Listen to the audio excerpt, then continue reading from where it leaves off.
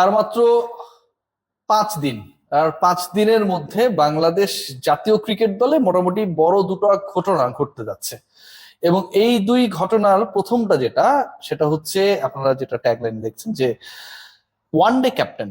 আগামী বছর বিশ্বকাপ ক্রিকেট রয়েছে এবং ওয়ানডে ক্যাপ্টেন্সির যেই মসনদটা রয়েছে সেখানটায় মেহেদী হাসান মিরাজ মোটামুটি একটা বড় সময় ধরে নেতৃত্বে রয়েছেন। সাকসেস রেট যদি আপনারা বিবেচনা করেন, অথবা বাংলাদেশের ইতিহাসে সবচেয়ে কনসিস্টেন্টলি সিরিজ উইনের যে রেশিও সেটা যদি বিবেচনা করেন, মেহেদী হাসান মিরাজকে আপনাকে স্যালুট করতেই হবে as the captain. But Mehidy Hasan Miraz should be changed according to the comments from the Bangladesh cricket board higher officials.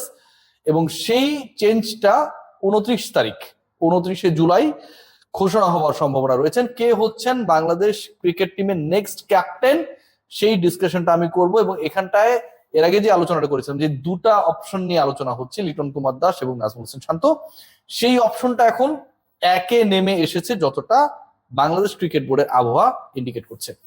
আরেকটা পয়েন্ট, ওই একজনকে সেই আলোচনায় যাবো। আরেকটা পয়েন্ট হচ্ছে যে ব্যাটিং কোচ মোহাম্মদ আশরাফুলের যে ফেলিওর, স্পেশালি জিম্বাবুয়ের এগেনস্টে বাংলাদেশ যেভাবে হেরেছে, যেভাবে হারের ধরন, মানে আপনি 142 করতে গিয়ে 116-তে অল আউট, টেস্টে ইনিংস ব্যবধানে পরাজিত হওয়া, এই যে ঘটনাগুলো ঘটেছে, ব্যাটাররা কোনোভাবেই আসলে সেখান থেকে রিকভারি করতে পারে নাই। এবং এই রেসটা যদি পরের বিশ্বকাপ পর্যন্ত থাকে, এবারে জিম্বাবুয়ে সফর বাংলাদেশ দলের জন্য ওয়ার্ল্ড কাপের একটা প্রিপারেশনের মঞ্চ ছিল। সো ওইখানটায় গিয়ে মোহাম্মদ আশরাফুল তার ব্যাটিং লাইন আপকে ক্লিক করাতে ব্যর্থ হয়েছেন এবং বাংলাদেশ দলও একজন হাই প্রোফাইল কোচের অপেক্ষায় রয়েছে। এখন সেই কোচটাকে, সেটা নিয়ে অনেক আলোচনা রয়েছে। ক্রিকেট অপারেশন সেটা নিয়ে কাজ করছে, বাংলাদেশ ক্রিকেট বোর্ডের সিইও সেটা নিয়ে কাজ করছে, সেই অপশনটা পরে। তবে আশরাফুলের টেনিউরটা আসলে কত দিনের হবে বা থাকবে, সেই ব্যাপার নিয়েও বাংলাদেশ ক্রিকেট বোর্ড 29 তারিখের বোর্ড সভায় একটা ডিসিশন নিতে যাচ্ছে। আজকে আরেকটা গুরুত্বপূর্ণ পয়েন্ট, যে পয়েন্টটা আসলে আমার কাছে মনে হয় যে বাংলাদেশ ক্রিকেটের জন্য ভেরি ভেরি ইম্পর্টেন্ট। ইন্ডিয়া বাংলাদেশে সেপ্টেম্বরে আসবে কিনা, যেই ট্যুরটা ছিল গত বছরের অগাস্টে, আপনারা যদি রিকল করেন, ওই সময়টা বাংলাদেশের সাথে ভারতের যে কূটনৈতিক সম্পর্ক, মানে স্টেট টু স্টেট যে রিলেশনশিপ, সেটা নিয়ে অনেক ধরনের ঝামেলা ছিল। এবং পরবর্তী সময়ে যখন নির্বাচিত সরকার এলো, তার পরবর্তী সময়ের সম্পর্ক আর ওই সময়ের 1 বছর আগের ব্যাক ইন 1 ইয়ার সম্পর্কের একটা বড় পার্থক্য রয়েছে। এবং ভারত বাংলাদেশে সেপ্টেম্বরে যেই শর্টার ভার্সনের সিরিজ গুলো খেলতে আসার কথা, সেগুলো খেলতে আসবে, অন্তত ক্রিক বাস, যেটা আবার ইন্ডিয়ান অনেকটা, আমরা ইন্ডিয়া বেস্ট নিউজ পোর্টাল বলতেই পারি, তারা জানাচ্ছে যে সেপ্টেম্বরে বাংলাদেশে আসার তাদের একটা ড্রাফট প্ল্যান রয়েছে। এবং সেই কারণে সেপ্টেম্বরের 13, 15 এবং 17 তারিখে আফগানিস্তানের বিপক্ষে তাদের যে অ্যাওয়ে সিরিজটা রয়েছে, যেটা আবার আসলে হোস্ট করবে ভারতই, নয়াদিল্লিতে হওয়ার কথা। কিন্তু যেহেতু আফগানিস্তানের ক্রিকেট অবকাঠামো আসলে ইন্ডিয়াকে ওয়েলকাম করার মতো না, সো এটা তারা ইন্ডিয়ার বিপক্ষে মানে তাদের হোম সিরিজটা ইন্ডিয়ার মাটিতে খেলবে।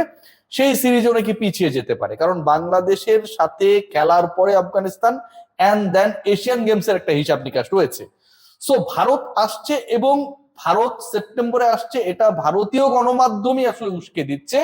এবং যেখানে একটা রিজন হিসেবে দেখানোর চেষ্টা করা হচ্ছে, আপনারা সবাই জানেন যে বাংলাদেশের এই মুহূর্তে যিনি প্রধানমন্ত্রী তারেক রহমান, তাকে আবার ভারত আমন্ত্রণ জানিয়েছে BRICS সামিট, মানে সেখানটা একটা শীর্ষ পর্যায়ের প্রধানমন্ত্রী পর্যায়ের বৈঠক হবে, সেই বৈঠকে অংশগ্রহণ করার জন্য। সো অ্যাকচুয়ালি যেই আইসটা আসলে অনেক বেশি মানে স্টাবেল হয়েছিল দুই দেশের মধ্যে সম্পর্কের ক্ষেত্রে, ক্রিকেটের ক্ষেত্রে বাংলাদেশের মুস্তাফিজকে একসেপ্ট করার ক্ষেত্রে, বাংলাদেশের ওয়ার্ল্ড কাপ ভারতে গিয়ে খেলানোর ক্ষেত্রে, সেইটা অনেকটা ব্রেক হয়েছে, মেল্ট হয়েছে। এবং বাংলাদেশে ভারত তাদের সেপ্টেম্বরের পূর্ব ঘোষিত টোরটা করার মাধ্যমে দুই দেশের ক্রিকেটীয় কূটনীতির সম্পর্কে আরেকটা স্বাভাবিক বার্তা দিতে চায়। সো আশরাফুল এবং নাজমুল হোসেন শান্তর যে পয়েন্টটা আমি শুরুতেই আপনাদের সাথে শেয়ার করছিলাম, সেটা যদি আসা যায়, মেহেদী হাসান মিরাজকে কেন্দ্র করে আসলে জাতীয় দলে 3 ধরনের একটা অবস্থান তৈরি হয়েছে। একটা পয়েন্ট যেটা, যারা আসলে মেহেদী হাসান মিরাজকে ক্যাপ্টেন হিসেবে কন্টিনিউ করার পক্ষে, এবং এই পয়েন্টে যুক্তি যথেষ্ট রয়েছে। আপনি ভারতের এগেনস্টে খেলার আগে যদি তাকে সরিয়ে দেন, যেহেতু শর্টার ভার্সনে খেলাটা হবে এখন পর্যন্ত আমরা যতদূর জানি, সেক্ষেত্রে কি দাঁড়াচ্ছে যে শর্টার ভার্সনে ওয়ানডে ফরম্যাটে মেহেদী হাসান মিরাজের নেতৃত্বে হোমে বাংলাদেশ, ভারতের বিপক্ষে সিরিজটা তো হোমে হবে, অস্ট্রেলিয়ার বিপক্ষে জিতেছে, পাকিস্তানের বিপক্ষে জিতেছে, নিউজিল্যান্ডের বিপক্ষে জয় পেয়েছে, এবং উইন্ডিজের বিপক্ষে, মানে 4টা সিরিজে টানা জয়ের পরে জিম্বাবুয়েতে গিয়ে তার নেতৃত্বে বাংলাদেশ দল ভালো করে নেয়।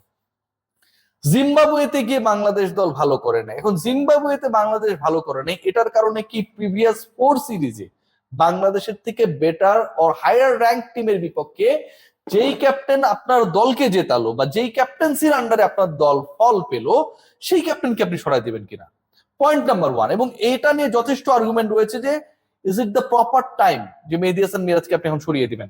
পয়েন্ট নাম্বার 2, আপনি যাকে বা যাদেরকে আনার চেষ্টা করছেন তার বা তাদের নেতৃত্বে বাংলাদেশ দল আলটিমেটলি একটা এমন সিচুয়েশনে পড়েছিল বেশি দিন আগে না, 6 মাস 7 মাস 1 বছর আগেই, যে সরাসরি 2027 ওয়ার্ল্ড কাপে বাংলাদেশ কোয়ালিফাই করতে পারবে কিনা সেটা নিয়ে একটা প্রশ্ন তৈরি হয়েছিল।